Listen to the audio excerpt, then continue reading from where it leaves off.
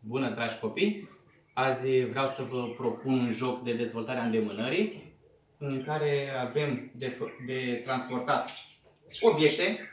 Putem să folosim hârtie igienică sau conserve sau cuburi dacă avem. Ocolim un obiect. Noi am pus un obiect la distanță de 3-4 metri față de o măsuță sau un scaun.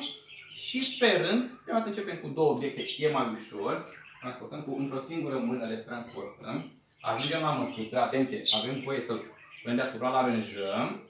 Și mai punem mâna. Și fiecare tură mai adăugăm un obiect.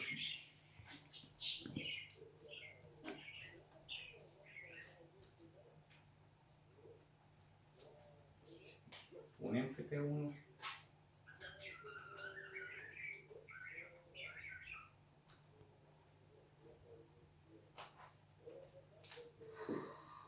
Punem unul.